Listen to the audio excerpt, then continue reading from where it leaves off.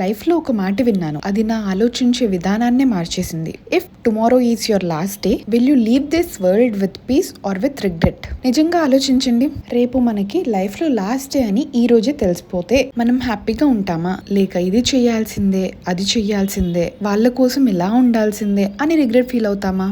మన లైఫ్లో biggest enemy failure కాదు, ఇట్స్ రిగ్రెట్. ఎందుకంటే మనం చాలాసార్లు మన కోసం కాదు, సొసైటీ ఏమంటుంది, వాళ్ళు మన గురించి ఏమనుకుంటారు అనే బ్రతుకుతాం. కానీ నిజం ఏంటంటే ఈ లైఫ్ మనది, మన డెసిషన్స్ మనవి, మన హ్యాపీనెస్ కూడా మన రెస్పాన్సిబిలిటీ. సో ప్రతిరోజు ఇలా ఆలోచించండి. ఇఫ్ ఈ రోజు మీకు లాస్ట్ డే అయితే మీరు మీకు నచ్చినట్టుగా ఉంటున్నారా లేదా?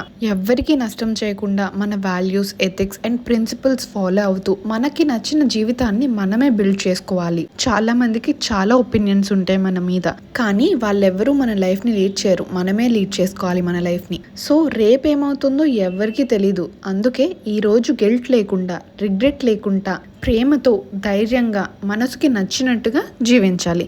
Because a life filled with peace is always more beautiful than a life filled with people's approval. So ఇప్పటి వరకు మీరు మీ లైఫ్లో దేని గురించి అయినా రిగ్రెట్ ఫీల్ అయితే కామెంట్స్లో చెప్పండి. అండ్ ఈరోజు నా అవుట్ఫిట్ మా అక్కనే డిజైన్ చేశారు. Follow for more.